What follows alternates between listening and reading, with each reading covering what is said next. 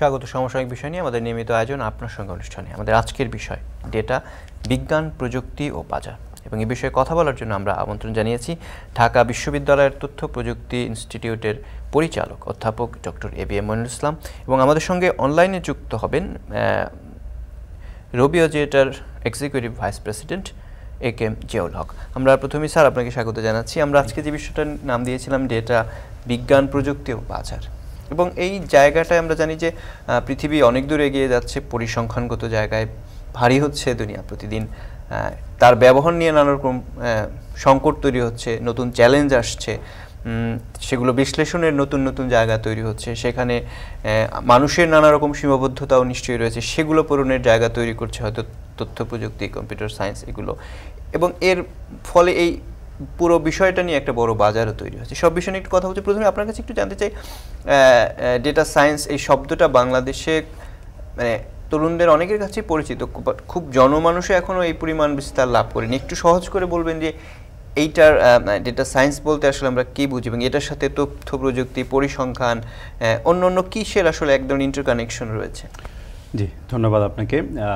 First of all, আমরা যেই শব্দগুলোর সাথে পরিচিত আমাদের বাংলাদেশে বা মানুষজন দেখে যে সায়েন্সের অন্যান্য যে পার্টগুলো আছে, ধরেন ফিজিক্যাল সায়েন্স যেখানে আমরা ফিজিক্স পড়ি বা এই সমস্ত সাবজেক্টগুলো পড়ি, আবার বায়োলজিক্যাল সায়েন্স একটা আছে, biology, medicine, medical, biochemistry, microbiology, এই সমস্ত সাবজেক্টগুলো এখানে পড়ানো হয়।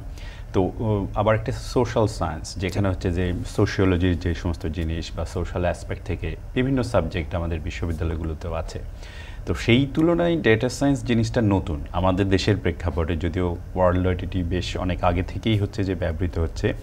সো এই ডোমেইনটা বা এই সাবজেক্ট হচ্ছে যে সায়েন্স অফ ডেটার উপর ভিত্তি করে আপনার এই রিলেটেড বেশ কিছু সাবজেক্ট আছে। যেমন আপনি যদি বলেন যে বিজনেস অ্যানালাইটিক্স, সেটাও এটার আন্ডারে পড়বে, বিগ ডেটা অ্যানালাইটিক্স এটার আন্ডারে পড়বে, এমনকি মেশিন লার্নিং বা আর্টিফিশিয়াল ইন্টেলিজেন্স যে কথাগুলো আমরা এখন বলি, মানে কম্পারেটিভলি পপুলার যে সমস্ত সাবজেক্টগুলো, এগুলোরও ওভারল্যাপিং আছে ডেটা সায়েন্সের সাথে।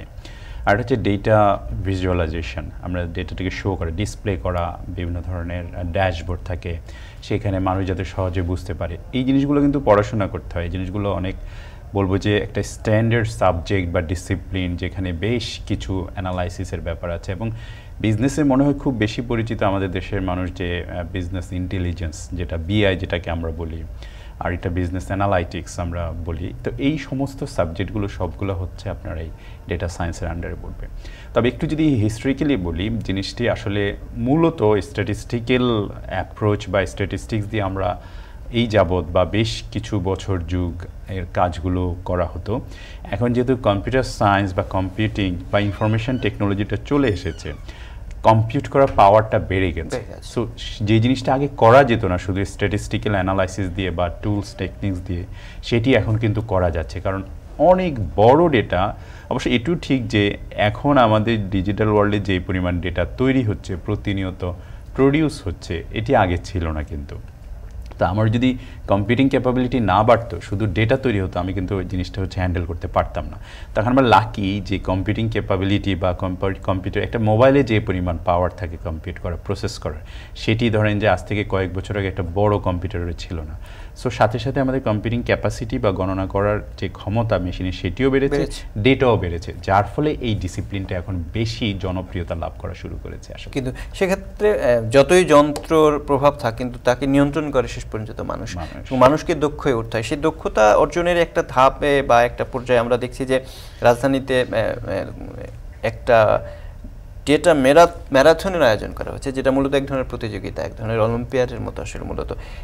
সেই আয়োজন একটু জানতে চাই, বা এই ধরনের আয়োজনের মধ্য দিয়ে আসলে কি এই বিষয়ে একটু কথা বলতে চাই। আয়োজনের সঙ্গে যুক্ত রয়েছেন রবি অজিয়েটা, রবির executive vice president AKM Ziaul Haque আমাদের সঙ্গে যুক্ত হবেন, এবং তার কাছে একটু জানতে চাইব যে আসলে এই যে ডেটাথন, যেটাকে ডেটা ম্যারাথন সংক্ষেপে আমরা ডেটাথন বলছি, এই ধরনের আয়োজনের মধ্য দিয়ে আসলে আপনাদের বা এই ধরনের আয়োজক যারা আছেন তাদের কি লক্ষ্য, আসলে আমরা ডেটা যে বিকাশের জায়গায় আসলে কি ধরনের ভূমিকা রাখতে পারছেন? সো ডেটাথনটা হচ্ছে আসলে একটা প্ল্যাটফর্ম, যে প্ল্যাটফর্মটা আমরা 2019 সাল থেকে ব্যবহার করছি। বাংলাদেশে যারা ডেটা সায়েন্টিস্ট, ডেটা ইঞ্জিনিয়ার, ওদেরকে আমরা ডেটা এনথিওজিস্টও বলি। সো তাদেরকে একটা প্ল্যাটফর্ম করে দেওয়া টু আইডেন্টিফাই বাংলাদেশের best data scientist and data analyst or data enthusiast and তাদেরকে রিকগনাইজ করা এবং তাদেরকে ভবিষ্যতের জন্য তৈরি করা। আপনারা যেহেতু জানেন যে বাংলাদেশ স্মার্ট বাংলাদেশের দিকে এগিয়ে যাচ্ছে, সো স্মার্ট বাংলাদেশের দিকে যেতে হলে আসলে স্মার্ট ডেটা সিটিজেন দরকার হবে আমাদের। সো বাংলাদেশের স্মার্ট ডেটা সিটিজেন তৈরি করার একটা প্রয়াস আমাদের এই প্ল্যাটফর্মটার উদ্যোগ নেওয়ার কারণ। জি, এটা আসলে কি পরিমাণ সাড়া পাচ্ছেন বা কি পরিমাণ তরুণরা এই প্রতিযোগিতায় অংশ নিচ্ছে? আমরা যেটা জানতে পেরেছি প্রায় 3,500 এই ধরনের ডেটাথনে নিবন্ধন করেছেন, এবং মূলত আসলে তারা কি ধরনের দক্ষতা প্রদর্শন করেন এবং যেটার মধ্য দিয়ে আপনারা বিচার বিবেচনা করছেন যে কে আসলে ভালো করছেন বা করবেন বা কাদের আগ্রহ আছেন, সেই বিষয়টা একটু যদি পরিষ্কার করে বা ব্যাখ্যা করে বলতেন। ধন্যবাদ। প্রথমত আমরা প্রচুর সাড়া পেয়েছি, আপনি রাইটলি বলেছেন। 3,500-এরও বেশি পার্টিসিপেন্ট এখানে অংশগ্রহণ করার জন্য রেজিস্টার করেছে। প্রায় 100টারও বেশি বিশ্ববিদ্যালয় থেকে রেজিস্ট্রেশন হয়েছে। শুধু তাই নয়, আমাদের সাথে পার্টনারশিপ করার জন্য, যেহেতু আমাদের common objective, we have got many sponsors as well, big partner from global community. So এই প্রতিযোগিতার মাধ্যমে যে বিষয়টা আমরা মূলত অ্যাসেস করতে চাই সেটা হচ্ছে যে আমরা রিয়েল লাইফ প্রবলেম দেই পার্টিসিপেন্টদেরকে। আমরা বুঝতে চাই যে যেহেতু there are million and billion of data records, আমরা আসলে বুঝতে চাই যে এই ডেটাটা নিয়ে কে কীরকম অ্যানালাইজ করতে পারে। হ্যাঁ, সো এখান থেকে কি পরিমাণ ইনসাইট প্রডিউস করতে পারে।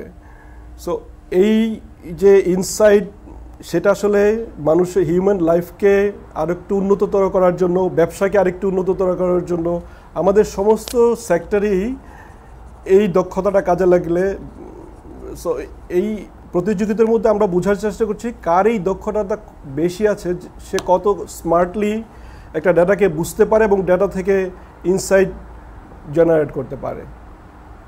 জি জি, আমাদের সঙ্গে থাকুন, আমরা আপনার সঙ্গে আরও যুক্ত হবো। আমি একটু স্যার আপনার কাছে আসতে চাই।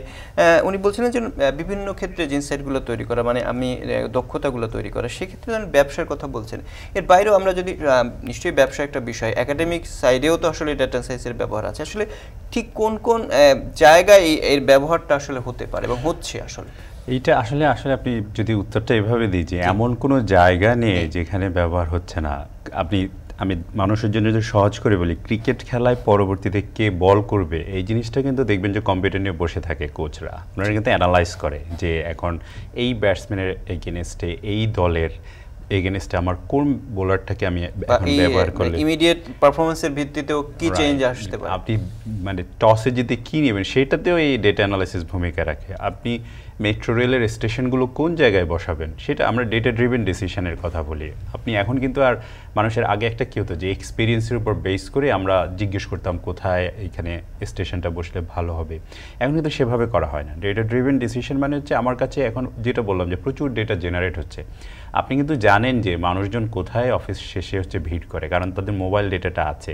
গুগলও জানে তার ওখানে যেহেতু লোকেশনটা নেই, আমার মোবাইল কোম্পানিগুলো তারাও চাইলে জানতে পারে, সরকারও চাইলে জানতে পারে। সেই ক্ষেত্রে আপনি যদি দেখেন যে এই জায়গাটাতে ক্লাস্টারিংটা বা প্রচুর মানুষ এখানে এসে দাঁড়ায় আপনার ইয়ের পর ছুটির পর, তাহলে আপনি কিন্তু, আমি একটা এক্সাম্পল হিসাবে দিচ্ছি যে সেখানে আমি একটা স্টেশন করতে পারি কিনা। তাহলে দেখেন এই যে পাবলিক সার্ভিস সেখানেও আপনি ইউজ করলেন, আপনি খেলাধুলা স্পোর্টস ইউজ করলেন, পড়াশোনার ক্ষেত্রে তো সেটি আছে। যেমন আপনি ফেসবুকে যখন মানুষজন একটা পোস্ট দেয় তখন মানুষ চিন্তা করে যে কোন সময় পোস্ট দিলে আমার লাইকটা বেশি আসবে, কোন মানুষ এনগেজমেন্টটা বেশি। এক্স্যাক্টলি। তারপর কি ডেটার ব্যবহার কিন্তু আপনি জেনে না জেনে যেভাবে কিন্তু করছেন, আমাদের অবচেতন মনে হয়তো বেশি অর্গানাইজলি করছেন। এক্স্যাক্টলি। আর এখানে বড় ডেটা হলে তখন আপনি এত সহজে করতে পারবেন না, তখন আপনার সফিস্টিকেটেড টুল, যে টুলগুলো অ্যানালাইসিসের, যেমন হ্যাকাথন বা ডেটাথনে যে টুলগুলো ইউজ করার যে স্কিল ওনারা চেক করতে চাচ্ছেন, সেই টুলগুলো ব্যবহার করতে হবে সেই ক্ষেত্রে। সেক্ষেত্রে শুধু এই যে আমরা এখন ডিজিটাল মিডিয়ায় তো ব্যবসা বাণিজ্য অনেক বেড়ে গেছে এবং এই নানা রকম অ্যালগরিদমের হিসাব নিকাশ করে আসলে ব্যবসা বাণিজ্য করতে, সেক্ষেত্রে বাংলাদেশে এই ডেটা সায়েন্স বা ডেটার ব্যবহারটা আসলে কতটা বেড়েছে বা কি বাংলাদেশে? প্রথমত আমি একাডেমিক ইনস্টিটিউশনের কথা বলি। আমার নিজের আইআইটি যেটি তথ্য প্রযুক্তি ইনস্টিটিউট, সেখানে তো আমার ইঞ্জিনিয়ারিং সফটওয়্যার ইঞ্জিনিয়ারিং স্টুডেন্টসরা আছে। সেটি ছাড়াও আমরা প্রচুর পরিমাণ রিকোয়েস্ট পাই যে বিজনেস যে স্কুলগুলো আছে, বিবিএ প্রোগ্রাম, এমবিএ প্রোগ্রামগুলো আছে, সেখানে ডেটা অ্যানালিটিক্স কোর্স কিন্তু এখন আছে। কারণ কি, জিনিসটা দেখা যাচ্ছে বিজনেস ডিমান্ড বা মার্কেটের যে এখন চাহিদা, প্রতিনিয়ত লোকজন চাচ্ছে যে আমার ডেটা অ্যানালাইসিস দরকার হবে। আপনার তো এমন কোনো বিজনেস নাই যেখানে আপনি ডেটা থেকে অ্যানালাইজ করে আপনি বলবেন না যে আচ্ছা, আপনি আমাকে অটোমেটিক্যালি যদি বলি যে আমার যে ইনভেন্টরি, আপনার হয়তো ধরেন যে আপনার পোশাকের দোকান আছে, শার্ট, আপনি কয়টা হচ্ছে চিটাগং পাঠাবেন, চিটাগংয়ে কয়টা পাঠাবেন, সিলেটে কয়টা পাঠাবেন, রংপুরে কয়টা পাঠাবেন, এটা কিন্তু আপনি মুখস্থ বলে ফেললে হবে না। আপনি বেশি পাঠালে সেটি নষ্ট হবে, আবার ফেরত আনতে হবে। কম পাঠালে আপনি বিক্রি করতে পারছেন না, চাহিদার যোগান দিতে পারছেন না, তাহলে এটা কে বলে দেবে আপনাকে? ডেটা অ্যানালাইসিসের মাধ্যমে আপনি টুল ইউজ করবেন অথবা নিজে অ্যানালাইজ করবেন, করে বের করবেন যে কোথায় কতটুকু আমাকে পাঠাতে হবে। একটা এক্সাম্পল দিলাম, আপনি আমাকে যে কোনো একটা বিজনেস দেন, সেখানেই যে ডেটার ব্যবহার আছে সেই জিনিসটা আপনাকে আমি বলে দিতে পারবো। আগামীকাল হচ্ছে মার্কেটে আপনি জানেন না যে স্বপ্ন, আমি যদি মিনাবাজার স্বপ্নের কথা বলি, যে সেখানে কতটা ডিম সে তার স্টোরে পাঠাবে, কিভাবে সে জানবে? তার তো মানে একটা মুখস্থ দিয়ে ফেললে তো হবে না। ওই যে আগের হিস্ট্রিক্যাল ডেটাটা অ্যানালাইজ করবে। আবার আগামীকাল যদি ছুটির দিন হয়, আগামীকাল যদি হলিডে হয়, তাহলে এক ধরনের ডিসিশন, হলিডে না হলে আরেক ধরনের ডিসিশন, বৃষ্টি হলে এক ধরনের ডিসিশন, বৃষ্টি না হলে আরেক ধরনের ডিসিশন, স্কুল বন্ধ কিনা, অফিস বন্ধ কিনা, উৎসবের দিন কিনা, অনেকগুলো ফ্যাক্টর জড়িত। সেটির উপর বেস করে সিদ্ধান্তগুলো নিতে হয়। যে সমস্ত বিজনেস ডেটার উপর বেস করে সিদ্ধান্ত নিচ্ছেন না, ওনারা পিছিয়ে যাচ্ছেন। যারা নিচ্ছেন কম্পিটিটিভ অ্যাডভান্টেজ, যেটাকে আমরা বলি প্রতিযোগিতা, এখন তো প্রতিযোগিতার সময়, কারণ এই প্রতিযোগিতা কিন্তু এখন টেকনোলজির প্রতিযোগিতা। এখন কিন্তু পুরানা বলে যে আগে হচ্ছে ক্যাপিটাল থাকলে হতো, টাকা থাকলে আপনার হতো, আপনি বিজনেস রান করাতে পারবেন। এখন কিন্তু সেটি বলে না, এখন বলে আপনার ইন্টেলিজেন্স, নলেজ থাকতে হবে। নলেজ বেসড ইকোনমি তৈরি হচ্ছে, জ্ঞান ভিত্তিক। যদি একটা এক্সাম্পল যদি দিই, যদি টাকাই সব কিছু হতো, ফেসবুক, গুগলের মালিক কিন্তু ইউএসএ থাকতো না, মিডল ইস্টে থাকতো। সেখানে টাকার অভাব নাই, কিন্তু পৃথিবী কিন্তু টাকার উপর চলছে না এখন। টাকা অফকোর্স আপনার ইনভেস্টমেন্ট সেটি লাগবে, সাথে সাথে আপনার লাগবে হচ্ছে ইন্টেলিজেন্স, নলেজ বেসড যে সোসাইটি।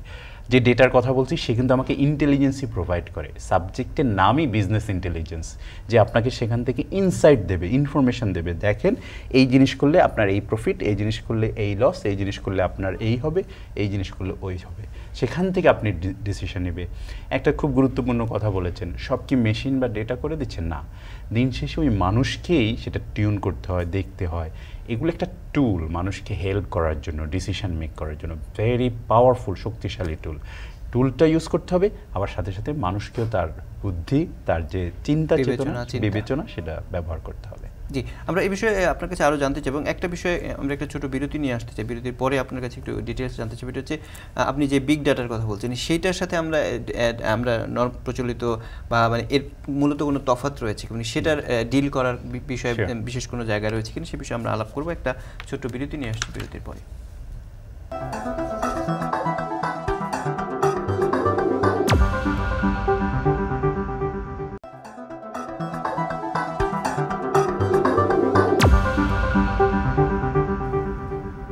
আবার স্বাগত, আপনারা দেখছেন আপনার সঙ্গে আমরা কথা বলছিলাম ডেটা বিজ্ঞান, প্রযুক্তি ও বাজার। এই বিষয়ে আমাদের সঙ্গে রয়েছেন ঢাকা বিশ্ববিদ্যালয়ের তথ্য বিজ্ঞান ইনস্টিটিউটের পরিচালক অধ্যাপক ডক্টর PM মনির হোসেন এবং আমাদের সঙ্গে রয়েছেন রবি যেটার executive vice president AKM Ziaul Haque. আমরা প্রথমে একটু AKM জিয়াউল হক আপনার সঙ্গে যুক্ত হতে চাই এবং আপনাকে একটু জিজ্ঞাসা করতে চাই যে আমরা দেখছি যে এই সময়ে তরুণরা অনেকেই যারা দক্ষতা অর্জন করতে পারছেন বা দক্ষ হচ্ছেন তারা দেশের বাইরে চলে যাচ্ছেন। তো আপনারা এইরকম ডেটাথনের মতো যে আয়োজনগুলো আয়োজন করছেন, আয়োজনের পৃষ্ঠপোষকতা করছেন, এই ধরনের আয়োজনের মধ্য দিয়ে বা আয়োজনের ফলে সব তরুণদের দেশে ধরে রাখা বা আমাদের দেশে মানে ধরেন কি ধরনের বাজার রয়েছে যে যেখানে তারা থাকতে পারবেন এবং তারা থাকলে বিদেশে না গিয়ে লাভবান হতে পারেন বা ভালো রোজগার করতে পারেন, এইটার আসলে কি ধরনের সুযোগ রয়েছে? ধন্যবাদ আপনাকে। আসলে আমি যেটা বলবো যে বাংলাদেশে এখন প্রচুর সুযোগ তৈরি হচ্ছে। আমি যদি একটু ব্যাকগ্রাউন্ড বলি যে কেন আসলে আমাদের দক্ষ ছেলেমেয়েরা বিদেশে চলে যাচ্ছে। সো ওদেরকে যদি আমি ইভেন আজকে আমাদের কম্পিটিশনে অনেকের সাথে আমি কথা বলেছি, রাইট? এবং আমার একটা প্রশ্ন ছিল যে তোমরা যারা দক্ষ ছেলেমেয়ে কেন বিদেশে চলে যাও? তো ওদের বেশিরভাগই উত্তরটা ছিল যে ভাইয়া আমাদের সুযোগ, আমরা যেই বিষয়ে দক্ষ, আমরা যেই ডেটা নিয়ে প্লে করতে ভালোবাসি, আমাদের যদি এরকম সুযোগ তৈরি করে দেওয়া হয় দেশে, তাহলে আমরা দেশেই থাকতে চাই, তাই না? সো এখন কিভাবে এই সুযোগটা তৈরি করে দেওয়া যায়? আর ডেটাথনের একটা অবজেক্টিভ হচ্ছে আপনার কান্ট্রি ওয়াইড একটা অ্যাওয়ারনেস তৈরি করা যে আমাদের দেশে প্রচুর দক্ষ ছেলে মেয়ে আছে যারা ডেটা নিয়ে কাজ করতে ভালোবাসেন এবং এই বিষয়ে যারা দক্ষ, এবং আমাদের এখানে প্রচুর সুযোগ আছে। আপনি দেখেন যখন ই কমার্স এর প্রচুর কোম্পানি এখানে আছেন, লাইক পাঠাও, উবার, এবং আমাদের এখানে অনেকগুলো টেলিকমিউনিকেশন কোম্পানি আছে, হেলথ সেক্টর আছে, এগ্রিকালচার সেক্টর আছে।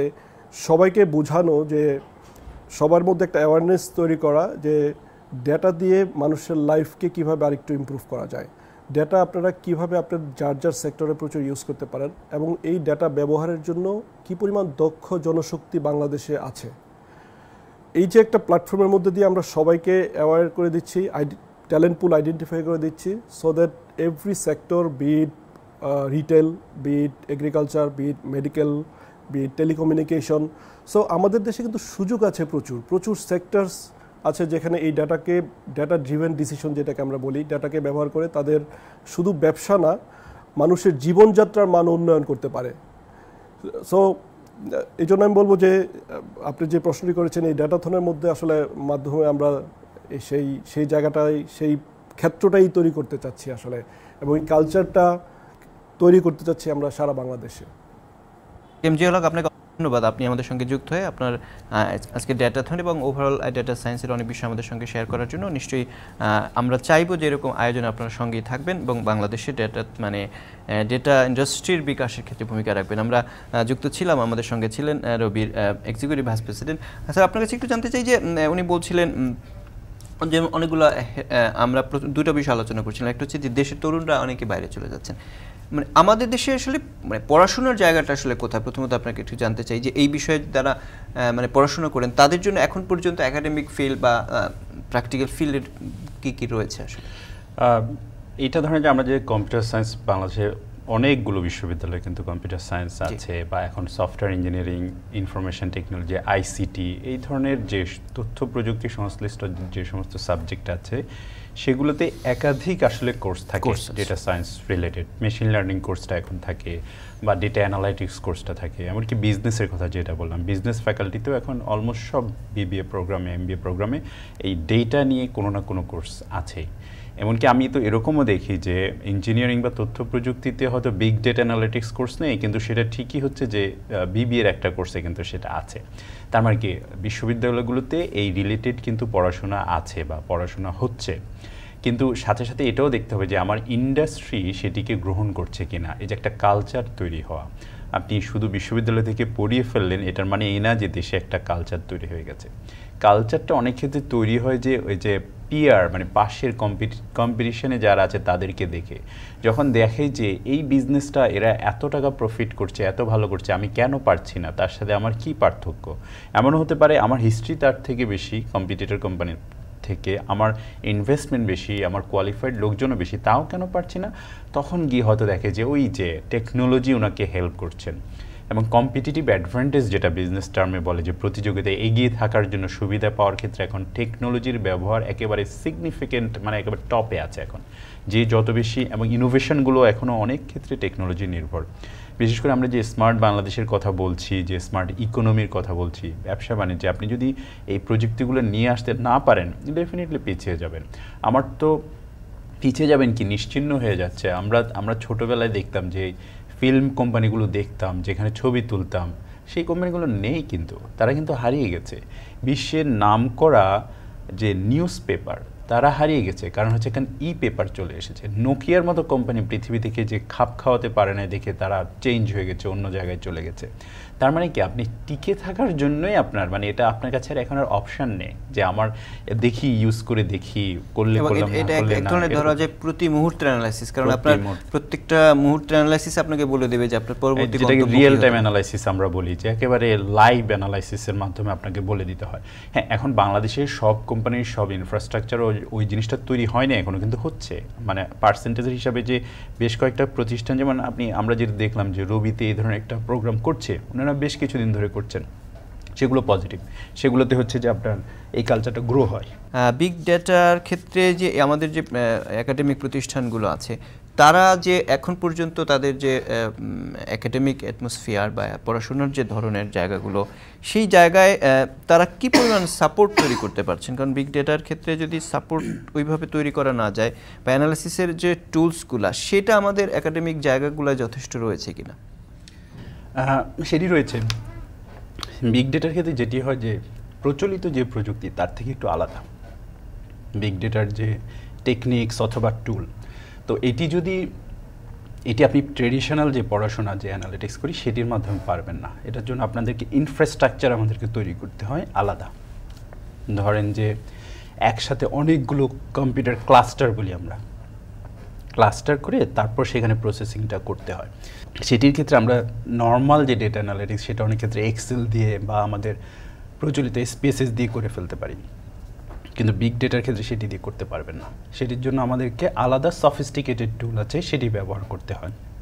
সেটার জন্য কোর্স আছে, টেকনিক্যাল আমাদের যে প্রতিষ্ঠানগুলো রয়েছে এখন পর্যন্ত, যারা কম্পিউটার সায়েন্স থেকে শুরু করে অন্যান্য বিষয়গুলো পড়াচ্ছেন, তাদের ক্ষেত্রে ওই পরিমাণ টেকনোলজি তাদের কাছে রয়েছে কিনা, বা কতগুলো প্রতিষ্ঠানের কাছে এই ধরনের বিগ ডেটা অ্যানালাইসিসের মতো দক্ষতা বা রয়েছে? আসলে সেটি যদি বলেন, আসলে আমি বলবো যে আছে, মানে এক কথায় যদি উত্তর দিই তাহলে আছে। কিন্তু সাথে সাথে এটাও দেখতে হবে আমি দক্ষ জনবল তখনই তৈরি করব যখন আমার লোকাল বিজনেস সেটি চাচ্ছে।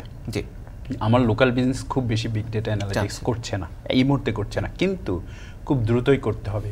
প্রথম কথা হচ্ছে বিগ ডেটা আমার খুব গুটি কয়েক প্রতিষ্ঠানের কাছে আছে, অনেক প্রতিষ্ঠানের কাছে আসলে এটি নেই। যেমন এক্সাম্পল দিই, মোবাইলের যে data record, call data record বা সিডিআর, সেটা বিগ ডেটা, সেটা আপনি প্রতিনিয়ত লাইভ অ্যানালাইজ করতে পারেন, সেটি রেগুলার ডেটা অ্যানালিটিক্স টুল দিয়ে করতে পারবেন না। আবার যে এমএফএসের যে ট্রানজ্যাকশনগুলো আমরা করি সেটি বিগ ডেটা, কারণ প্রতিনিয়ত আপনার কিছু ক্যারেক্টারিস্টিক্স আছে। বিগ ডেটা হতে হলে 4টা ভি আমরা বলি, ভলিউম, হিউজ ডেটা হতে হবে। মানে একদম নন টেকনিক্যাল এক্সাম্পল দিলে, প্রায় আপনি যদি 10 লক্ষ মুভি ডাউনলোড করেন আপনার কম্পিউটারে, যে পরিমাণ ডেটা হবে সেটা সবচেয়ে ক্ষুদ্রতম বিগ ডেটা। আচ্ছা, তাহলে এটার এক্সটেন্ট বুঝতে পারছেন। তো দেশে আছে টুলস, টেকনিক। জি, আমরা এই বিষয়ে আরো আলোচনা করতে চাই। একটা ছোট্ট বিরতি নিয়ে আসি, বিরতির পরে দর্শক আমাদের সঙ্গেই থাকবে।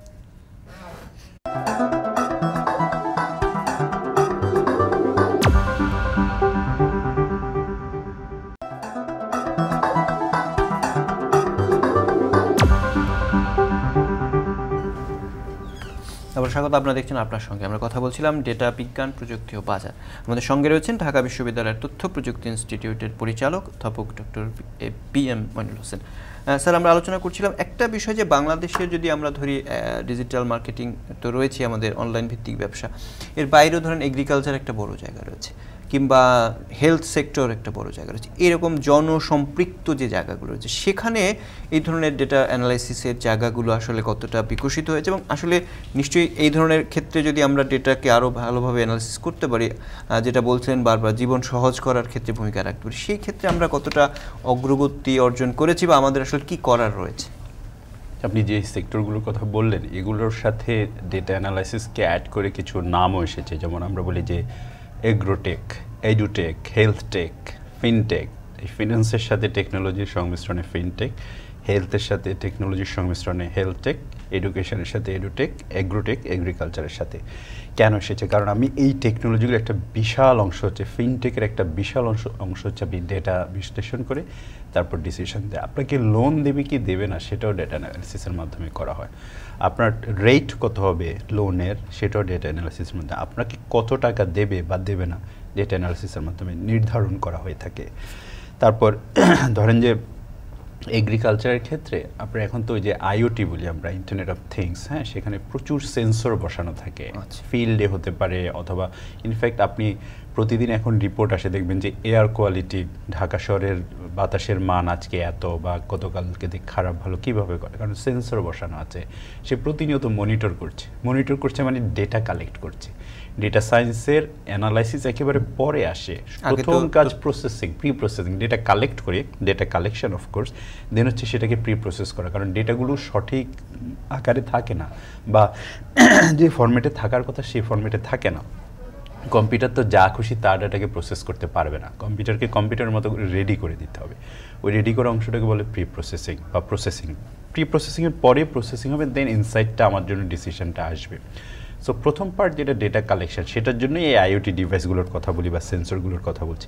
প্রতিটা ক্ষেত্র যেগুলো আপনি বললেন খাত, এগ্রিকালচারে বলেন, হেলথে বলেন, হেলথে কী করে প্রতিনিয়ত বলে না যে অটোমেটিক মেশিন বলে দিচ্ছে আপনার এখন ডাক্তারের কাছে যাওয়া উচিত, আপনার pressure high low, Apple watch বা বিভিন্ন ওয়াচ আমরা যে দিয়ে স্মার্ট ওয়াচ যেটাকে বলি মনিটর করছে মানে কি, সে ডেটা মনিটর করছে, প্রতিনিয়ত ডেটাটা সেন্সর দিয়ে কালেক্ট করছে আপনার বডি থেকে, সেটাকে বিশ্লেষণ করে সে বলছে এখন সেটা কি রিস্কি পর্যায়ে চলে গেছে নাকি ঠিক আছে। তার মানে কি এই যে প্রযুক্তিগুলো দেখছেন প্রায় সবগুলোতেই আপনার ডেটা অ্যানালাইসিসের কাজ আছে। হ্যাঁ, হতে পারে যে কোথাও খুব ছোটো মাত্রায় অ্যানালাইসিস, কোথাও হয়তো একটু বড় মাত্রায়, আবার কোথাও অতি বড় মাত্রায় যেটাকে বিগ ডেটা অ্যানালিটিক্স বলে আমরা কথা বলছিলাম যেটিকে নিয়ে। সো এগ্রিকালচারের ক্ষেত্রেও এই জিনিসগুলো হচ্ছে, ধরেন সেন্সরের মাধ্যমে কালেক্ট, আবার হচ্ছে যে শুধু সেন্সর না, স্যাটেলাইট ইমেজের মাধ্যমে ডেটা অ্যানালাইজ করে আমরা বলতে পারি যে এবার ফসল কতটুকু হবে। উপর থেকে দেখে, ইমেজ দেখে যে গ্রিন কতটুকু গ্রিন না, যে অংশটা গ্রিন ধরে নিয়ে যে সেখানে হচ্ছে ফসল উৎপাদন হয়েছে। সেখান থেকে পুরো বাংলাদেশের ইমেজ যদি নিই, মানে অ্যাপ্রক্সিমেটলি বলছি, আপনি মোটামুটি একটা অনুমান করে ফেলতে পারবেন যে এই জায়গায় এই বছর কতটুকু ধান উৎপন্ন হচ্ছে। যে জায়গায় গ্রিন না সে জায়গায় নিশ্চয়ই অন্য কোনো ফসল উৎপন্ন হচ্ছে। দেখেন মানে একদম লজিক্যাল জিনিসটা, যৌক্তিক, যে এখান থেকে সিদ্ধান্ত নেওয়া সম্ভব যে আমার এবার উৎপাদন কতটুকু হবে বা না হবে। এগ্রিকালচারের কথা বললেন, একটা বড় টেকনোলজির উদাহরণ দিলাম যেটি সারা ওয়ার্ল্ড ওয়াইড এই অ্যানালাইসিসগুলো করা হয়। নগরায়ন রাতের বেলা স্যাটেলাইট ইমেজ দিয়ে দেখে যে কোন কোন জায়গায় বিদ্যুতের আলো জ্বলছে, সেটা অ্যানালাইসিস করে বলে দেয় যে দেশে কোথায় লোডশেডিং আছে, লোডশেডিং বেশি হচ্ছে নাকি কম হচ্ছে, বা দেশে সিটির পরিমাণ বেড়ে যাচ্ছে কিনা। সিটিগুলোতে আলোগুলো একটা জায়গায় কনসেন্ট্রেটেড থাকে, সেখান থেকে খেয়াল করেন জিনিসটা কীরকম যৌক্তিক, মানে এগুলো একেবারে যে একটা জাস্ট বলার জন্য বলে ফেলার তা না, এগুলো সেন্স মেক করে যে এটা থেকে সম্ভব। রাতের বেলা কোথায় কোথায় আলো জ্বলছে বাংলাদেশের পুরো জিওগ্রাফিক্যাল যে জায়গাটা, সেখান থেকে আপনি সিদ্ধান্ত নিয়ে নিচ্ছে। সো এই যে আপনি যতগুলো সেক্টরের কথা বলেন, হেলথ সেক্টর বলেন, আমরা কোভিডের সময় ব্যবহার করেছি। এই যে আমরা রবির সাথে কথা বললাম, ওনাদের মাধ্যমে হচ্ছে যে ডেটা নিয়ে সরকারের একটা প্রতিষ্ঠান আসলে কোথায় হচ্ছে পিপিআরটা পাঠাতে হবে সেই জিনিসটাই অ্যানালাইসিসের মাধ্যমে বের করেছে অটোমেটিক্যালি, কাউকে ফোন করতে হয় নাই। খুব সিম্পল, আমি এক্সাম্পলটা দিই, খুব ইন্টারেস্টিং। যে ওই সময় ওনারা দেখেছি কোন জায়গা থেকে প্রচুর ফোন কল আসছে, যখন একটা জায়গা থেকে দেশের একটা ডিস্ট্রিক্ট থেকে প্রচুর ফোন কল চলে আসছে, আপনার ডিসি বা কাউকে, প্রশাসনের কাউকে জিজ্ঞেস করার দরকার নাই, মানুষ প্যানিক করছে, ফোন কল আসছে মানে তার মানে সেখানে সহায়তা দরকার, সেখানে অটোমেটিক ওয়েতে সিদ্ধান্ত নিয়ে সেখানে আগে পাঠিয়ে দেওয়া সম্ভব হয়েছে। আমি জানি না হয়তো দিয়েছে সেটা ওনারা, মানে সেই সুযোগটা ছিল এক্স্যাক্টলি, আমার কাছে অপশনটা ছিল ডিসিশন নেওয়ার। তো আপনি এই এটা বলা যায় যে এই যে কোনো ধরনের ডেটা অ্যানালিসিস আমাদের জীবনের বা যে কোনো ব্যবসায়িক প্রতিষ্ঠানের কিংবা যে কোনো কাজের ক্ষেত্রে মানে ডিসিশন বা সিদ্ধান্ত নেওয়ার একটা মানে একটা জায়গা তৈরি করে। এখন সিদ্ধান্তটা আপনি বাস্তবায়ন করবেন কিনা সেটা কিন্তু মেশিনের কাজ না, সেটা মানুষের কাজ। আবার আরও একটা অংশ বলে দিই, এই যে ধরেন এই অ্যানালাইসিসটা আপনি কী কাজে ব্যবহার করবেন সেটাও আবার মানুষের উপর ডিপেন্ড করবে। সেম অ্যানালাইসিস আপনি নেগেটিভ কাজেও ব্যবহার করতে পারেন। আপনি বলতে পারেন এই জায়গায় আমি বেটিং করাবো, কোথায় করাবো, হ্যাঁ, তো ওটা তো আবার নেগেটিভ, আমাদের দেশের আইন পরিপন্থী, তো সেই জিনিসগুলো করতে পারেন। So end of the day দিন শেষে এটা মানুষ, হিউম্যান যারা ডিসাইড করে। এখানে যে প্রসঙ্গটা চলে আসলো যে এরকম নেগেটিভ জায়গা, যে এখন দেখি তথ্য যেমন আসলে এটা বলা হয় ইনফরমেশনের যুগ, একই সাথে আবার মিস ইনফরমেশনের যুগ। সেই চ্যালেঞ্জ তো একটা বড় জায়গা, যে মিস ইনফরমেশন তো আমাদের চারপাশে গিজগিজ করছে আসলে, এবং এই জায়গাটায় আমরা যদি অ্যানালিসিসের ক্ষেত্রে এই যে মিস ইনফরমেশনগুলোও তো আসলে ইনজেক্ট হয়ে যাচ্ছে, কোনো না কোনোভাবে ঢুকে যাচ্ছে, সেইটা আসলে মানে আমাদের মেশিনের পক্ষে কতটা শনাক্ত করা সম্ভব, এবং আমাদের ডেটা অ্যানালিসিসকে সেটা কি কোনো না কোনোভাবে মানে বলা যায় যে ম্যানিপুলেট করতে পারে কিনা। না, সেটা হচ্ছে যে এগেইন আমি যে কথাটা বলছিলাম, আপনি হচ্ছে যে এই ডেটা অ্যানালাইসিস দিয়ে কী ব্যবহার করবেন, কিভাবে ব্যবহার করবেন, সেটা আপনার উপর নির্ভর করে। নিউক্লিয়ার পাওয়ার আপনি বোম বানানোর জন্য তৈরি করতে পারেন, আবার ইলেকট্রিসিটি দেওয়ার জন্য তৈরি করতে পারেন। সো আপনি কিসের জন্য ব্যবহার করবেন সেটা up to the people, up to the human, মানে আমাদের উপর, আমরা যারা হচ্ছে যে কাজ করি, আপনি আমাদের উপর নির্ভর করবে। তবে এইটা ঠিক যে আপনি যেটা বললেন মিস ইনফরমেশন আরও আছে, ডিসইনফরমেশন বলে, ম্যাল ইনফরমেশন বলে, যে এইগুলো আমাদের এখন প্রচুর প্রভাব নিয়ে আসছে, এগুলো নিয়ে কাজও হচ্ছে। আবার কোনো ইনফরমেশন মিস ইনফরমেশন কিনা সেটাও অ্যানালাইজ করে ফ্যাক্ট চেক করে সেই জিনিসটাও আপনি করতে পারেন। আবার অন্য অংশ সত্য যে এমনও যদি ক্রিমিনাল অ্যাক্টিভিটিস বেশি হয়, তারা যদি বেশি পাওয়ারফুল হয়ে ওঠে, সেক্ষেত্রে তারা হয়তো নেগেটিভ ওয়েতে হয়তো একটা মিস ইনফরমেশনকেই ভালো বলে চালিয়ে দেওয়ার চেষ্টা করতে পারবে। তবে গুড থিং হচ্ছে যে মোস্ট অফ দ্য মানে পৃথিবীর বেশিরভাগ মানুষই পজিটিভ দিকেই আছে। কিছু অংশ থাকবে সবসময় এই জিনিসগুলো করে থাকে, propaganda, fake information, miss information, সেগুলো যুগ যুগ ধরেই ছিল। ডিজিটাল প্রযুক্তি, ডেটা সায়েন্স, যে কোনো সায়েন্স আসার আগেই ছিল, এখনও আছে, থাকবে। সেগুলোকে মোকাবেলা করেই তো সভ্যতা এগিয়ে যাচ্ছে বা যাবে। সেটা নিয়ে ওয়ারিড হওয়ার কিছু নাই, বরং আমরা পজিটিভ যে অংশটা ব্যাপক পরিমাণ সুযোগ নিয়ে এসেছে আমাদের জন্য, সেটিতেই কনসেন্ট্রেট করা উচিত আর কি, বা সেদিকেই তাকাই আমরা। এবং বেসিক শিক্ষাটা তো আসলে মূলত সেই জায়গাটাই যে আসলে আমরা কিভাবে এটার মানে ভালো ব্যবহার, এথিক্সের যে ব্যাপারটা আছে, এথিক্সের সাথে ডেটা সায়েন্সের সম্পর্ক নাই। এটা আপনি যে সায়েন্সে যান, যে আর্টসে যান, যে সোশ্যাল সায়েন্স মানে মানবিক দিকে যান, সব জায়গায় একই। ওটা ক্লাসিক, ওটা সবার জন্য সেম থাকবে। আপনি নৈতিক জায়গাটার যে প্রয়োগের জায়গাটাতে সবার জন্য সেম ভাবে প্রযোজ্য, ওটার ভেরিয়েশন নাই।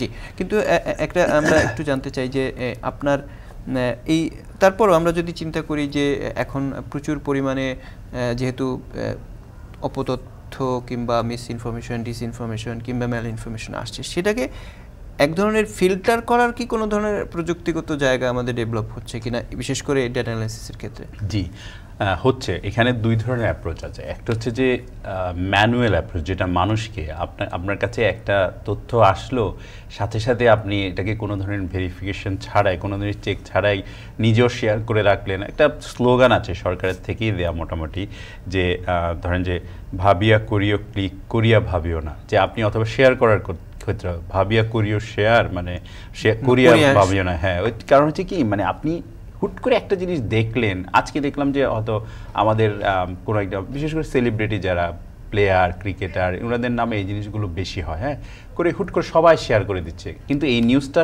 ফেসবুক কোনো অথেন্টিকেটেড সোর্স না। ফেসবুকে যদি সব সংবাদ সঠিক হতো, পৃথিবীতে আর মিডিয়ার দরকার হতো না। ঠিক আছে, ফেসবুক হচ্ছে কুইক আসে, কিন্তু কিউরেটেড, আপনারা তো জানেনই মিডিয়ার যারা আছেন, যে এই কন্টেন্ট তো কিউরেটেড না, কেউ তো দেখে দিচ্ছে না, এটা যার যা খুশি দিয়ে দিচ্ছে। সেটাই যদি আপনি মুখস্থ গিলতে থাকেন তাহলে তো হবে না। ঠিক আছে, একটা ইনফরমেশন আসলো, সেটা ক্রস চেক করেন। মূলধারার যে মিডিয়ামগুলো আছে, যেখানে রেসপন্সিবিলিটি আছে, ওই মিডিয়াগুলোর সাথে আপনি চেক করে দেখেন। এত বড় নিউজ খালি ফেসবুকে থাকবে, মূলধারায় থাকবে তা তো হয় না।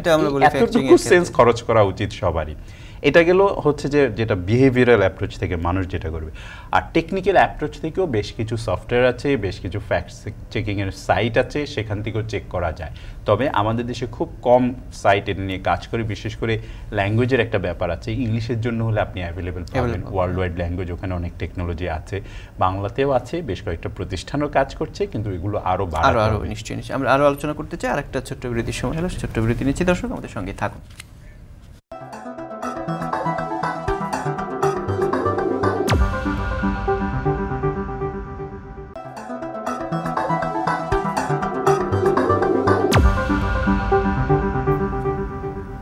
আবার স্বাগত। আপনারা দেখছেন, আপনার সঙ্গে আমরা কথা বলছিলাম ডেটা বিজ্ঞান, প্রযুক্তি ও বাজার। এই বিষয়ে আমাদের সঙ্গে রয়েছেন ঢাকা বিশ্ববিদ্যালয়ের তথ্য বিজ্ঞান ইনস্টিটিউটের পরিচালক অধ্যাপক doctor ABM Monirul Hossain. Sir, আমরা শেষ পর্বে রয়েছে এবং এই পর্বে একটু জানতে চাই যে আমরা একটু বিদেশে যে চলে যাচ্ছে তরুণরা, এই বিষয়ে একটা কিছুটা নেগেটিভ অ্যাপ্রোচই বলেছিলাম, কিন্তু এটা একটা ভালো দিকও তো রয়েছে যে আমাদের তরুণরা দক্ষতা অর্জন করছেন এবং প্রতিযোগিতামূলক বাজারে তারা নিজেদেরকে উপস্থাপন করার সুযোগ পাচ্ছেন। এবং এই জায়গাটা আমাদের আসলে আমাদের বাজারকেই তো আসলে এক ধরনের সাপোর্ট বা সমৃদ্ধ করছে। মূলত আসলে আমাদের দক্ষ মানুষ তো তৈরি হচ্ছে কোনো না কোনো ফর্মে, এটা আসলে ঘুরে আসে আমাদের কোনো না কোনো দেশের জন্য। না, এই অংশটা নিয়ে আসলে একটা পারসেপশন আছে, পুরো সমাজে একটা ধারণা আছে যে দেশের মানুষজন এরা বাইরে চলে গেলে বুঝি দেশের জন্য আর কিছু করার থাকে না। এটা টোটালি আমার কাছে মনে হয় রং একটা অ্যাপ্রোচ বা চিন্তাভাবনা আর কি। কারণ হচ্ছে যে আমি তো দেখি আমাদের দেশের অনেকেই গুগল, মাইক্রোসফট, ফেসবুক, বড় বড় আমি যেহেতু টেকনিক্যাল লাইনের মানুষ, ওনাদের সাথে আমার বেশি সম্পর্ক, ওনারা ওখান থেকে কিন্তু কন্ট্রিবিউট করছে। আপনার তো আমার কথার কথা বলছি, একটা রেমিটেন্স পাঠানো তো একটা কন্ট্রিবিউশন ইনডিরেক্ট বলে, হ্যাঁ হয়তো নেক্সট জেনারেশন তাদের এখানে থাকবে না, কিন্তু ওনাদের যে ইনভেস্টমেন্ট কান্ট্রি থেকে ওনাদের জন্য সেই অংশটা ওনারা কিন্তু করছে। যেমন আমি বলি রেমিটেন্সের কথা বললেন ফিনান্সিয়াল দিক থেকে, কিন্তু ওনারা তো প্রতিনিয়ত আমাদের সাথে আমার এখান থেকে একটা স্টুডেন্ট যদি পিএইচডি করতে যায়, উচ্চশিক্ষা যায়, ওনারা কিন্তু হেল্প করেন। একটা স্টুডেন্ট যদি ইন্টার্ন করতে যায় ওনারা কিন্তু হেল্প করেন। আমার এখানে সরকার যদি কোনো পলিসি করতে চায়, আমি তো দেখি নাই সরকার বলেছে আমাদের যারা এনআরবি যারা আছেন ওনারা হেল্প করে না, এরকম তো হয় নাই। আমি তো অনেকজনকে চিনি দেশের বিভিন্ন জায়গায় ইনপুট দিচ্ছেন, যখনই ডাকছেন যখনই বলছেন ইনপুটটা দিচ্ছেন। সুতরাং ওখান থেকে যে কন্ট্রিবিউট করা যাবে না এমন কোনো কথা নাই, ওখান থেকেও কন্ট্রিবিউট করা যায়। ওখানে অনেক বছর কাজ করার পর এদেশে এসে উনি একটা ফরেন ইনভেস্টমেন্ট নিয়ে আসছেন, এখানে এসে ওনার বিজনেস শুরু করছেন। সমস্যা হচ্ছে আমি বিজনেস বান্ধব পরিবেশ যদি না দিতে পারি, এটা কি উনার দোষ নাকি? উনি কিভাবে কন্ট্রিবিউট করবেন? ওনাকে তো আপনি জায়গাটা দিতে হবে। উনি যদি এখানে এসে হ্যারাসমেন্টের শিকার হন, একটা আইডেন্টিটি নেওয়ার জন্য, বিজনেস আইডেন্টিটি নেওয়ার জন্য যদি 16টা পেপার আর 17 জায়গায় সাইনের জন্য দৌড়াতে হয় এই অফিস থেকে এই অফিসে, ওটা তো ওনার কাজ না। আমি হলে আমিও তো এই জিনিস করতাম না। এইরকম যেখানে বাইরের দেশে আসলে তাদেরকে মানে মানুষকে ব্যবহার করার যে জায়গাটা সেটা আমাদের আমরা ফেল করছি। হ্যাঁ, আবার একদম যে বলা হয় কেউ অনেকে আছে যে একদম চলে যাচ্ছে, হয়তো দেশের কথা চিন্তাও করছে না, সেটা হয়তো করলে বেটার হতো। আর আরেকটা জিনিস হচ্ছে তরুণ প্রজন্ম যেটা যাচ্ছে, বলছেন যে টেকনোলজির, সফটওয়্যারের, এই ইনফরমেশন টেকনোলজি, ডেটা সায়েন্সের চলে যাচ্ছে। আপনি যদি অন্য যে কোনো ডিসিপ্লিন সুযোগ থাকলে তারাও যাবে। কেন যাবেন? আমি আপনাকে বলি, একটা দেশ মানে খালি স্কিল পিপল না, একটা দেশ মানে একটা জায়গায় থাকার জন্য সেখানে হেলথ বেনিফিট লাগে, তার চিকিৎসার সুবিধা লাগে, তার আইনি সুবিধা লাগে। এই জিনিসগুলো সোশ্যাল জায়গায় উনি কোথায় আছেন এটা গুরুত্বপূর্ণ ব্যাপার, ঠিক আছে? অন্যান্য অনেক জব আছে লুক্রেটিভ বাংলাদেশে, সেগুলো কেন লুক্রেটিভ? কারণ ওনার এই জিনিসগুলো নিশ্চয়তা দিচ্ছি আমি, ওনার সোশ্যাল নিরাপত্তার বা আইনগত নিরাপত্তায় ওনারা বেটার অবস্থানে থাকে দেখেই ওই জবগুলো এখন লুক্রেটিভ। কিন্তু সফটওয়্যার ইঞ্জিনিয়ারের জন্য তো আপনি সেটা তৈরি করতে পারেন নাই। ডেটা সায়েন্টিস্টের জন্য আপনি ডেটা সায়েন্টিস্টকে আজকে পুলিশ অ্যারেস্ট করে ওনার বের হতে কয়দিন লাগবে? আপনি দেখেন আসলে সামাজিক যে রিকগনিশন, অবস্থান, গ্রহণযোগ্যতা সেটা ঠিক না করে খালি আপনি ওনার ইন্টেলিজেন্সের উপর বেস করে উনি টাকা ইনকাম করবে আর ওনাকে বলবে ইন্টেলিজেন্সটাকে আমাদের শ্রদ্ধা করা যায়, বসে থাকবে কেন? থাকার তো কোনো কারণ দেখি না আমি। সো ওই জায়গাগুলো কাজ করতে হবে আমাদেরকে, যে ওনাদের যে সোশ্যাল যে স্ট্রাকচারে ওনাদের অবস্থান, সম্মান নিশ্চিত করা, নিরাপত্তা নিশ্চিত করা, এবং হেলথ, একটা বড় জিনিস হচ্ছে হেলথ, যে স্বাস্থ্যগত জায়গায় যে আমি চিকিৎসা সেবাটা পাচ্ছি কিনা, আইনি সেবাটা পাচ্ছি কিনা, এই জিনিসগুলো সার্ভিস সেবার মান উন্নত না করলে আমি দোষ দিতে পারি না কেউ যদি বাইরে যাওয়ার কথা বলে। তবে অবশ্যই আমরা অনুরোধ করি যে দেশের জিনিসগুলো চিন্তা করে এখানে থাকবে, সুবিধা অসুবিধা বাইরেও আছে এখানে আছে, কিন্তু যদি 50-50 চান্স থাকে এদিকে যেন একটু ওনাদের জাজমেন্টটা হেলে থাকে, সেটার জন্য। সব মিলিয়ে আপনার কাছে শেষ প্রশ্ন, যে আসলে আমাদের ডেটা এই ইন্ডাস্ট্রি একটা বড় বাজার তৈরি হচ্ছে, সেই বাজারটা আসলে আমরা যদি ধরে রাখতে চাই কিংবা আরো বিকশিত করতে চাই, এই মুহূর্তে খুব দ্রুত আসলে আমাদের কি করণীয় রয়েছে? আসলে যেটি হচ্ছে সরকারের পক্ষ থেকে বিভিন্ন ধরনের উদ্যোগ নেওয়া হচ্ছে, তো আমি একদম বলবো না যে উদ্যোগ নেওয়া হচ্ছে না, কিন্তু সেগুলো ইফেক্টিভ করা, সেগুলোকে আসলে কার্যকর করা। অনেক জায়গায় হচ্ছে ইনভেস্টমেন্ট দেয়া হচ্ছে, এখানে সেখানে স্পোরাডিক্যালি বিক্ষিপ্তভাবে বিচ্ছিন্নভাবে অনেক উদ্যোগ নেওয়া হচ্ছে, ইনভেস্টমেন্টও হচ্ছে, বাজেটও আছে, কিন্তু সেগুলো কতটুকু কার্যকর হচ্ছে? ডেটা যদি দেখি, আমাদের যে টার্গেট ছিল আইটির দিকে খুব বেশি যে অ্যাচিভ করতে পারছি তা না, এগোচ্ছি, কিন্তু যে মাত্রা এগোনোর কথা ছিল সেখানে যেতে পারছি না। গ্যাপটা কোথায় খুঁজে বের করতে হবে। এবং হচ্ছে এক্সিকিউশনটা, ট্রেনিং যদি দিই বা অপরচুনিটিস যদি তৈরি করি, পলিসিগুলো যদি তৈরি করি, সেগুলো কেয়ারফুলি, খালি করার জন্য আমি একটা পলিসি করব এই জন্য করে ফেললাম, কারো উপর একদম চাপিয়ে দিলাম, এই ধরনের জিনিস না করে স্টেক হোল্ডার যারা, অংশীজন যারা আছে তাদের সাথে প্রপারলি কমিউনিকেট করে কথা বলে ইন্টারন্যাশনাল স্ট্যান্ডার্ডের সাথে, বেস্ট প্র্যাকটিসের সাথে মিল রেখে এই পলিসিগুলো করে আমি যদি এই দক্ষতার জন্য শুধু বিশ্ববিদ্যালয়ের উপর বসে থাকলে হবে না, দক্ষতার অন্যান্য অনেকগুলো দিক আছে, সেগুলো সরকার থেকে নিয়ে যদি আমি প্রোভাইড করতে পারি, আমার তরুণ জনগোষ্ঠী খুবই প্রমিনেন্ট, তারা আসলে মানে আপনার গোল্ডেন বাংলাদেশ আসলে করে ফেলবে। এটা নিশ্চয়ই আমরা সেই আশা রাখবো যে এই যে সম্ভাবনাময় জায়গাটা রয়েছে, এর যে বাজার সম্ভাবনা রয়েছে, সব কিছু বিবেচনায় রেখে আমরা এই বিষয়টি নজর দেব। সরকার এবং নীতি নির্ধারণে যারা কাজ করছেন তারাও নজরে। আপনাকে অনেক ধন্যবাদ আমাদের সঙ্গে যোগ দিয়ে চমৎকারভাবে বিষয়গুলো বলার জন্য। এবং দর্শক, আপনারা শুনছিলেন, নিশ্চয়ই পরবর্তী আয়োজনে আপনাদের সঙ্গে দেখা হবে। ভালো থাকবেন।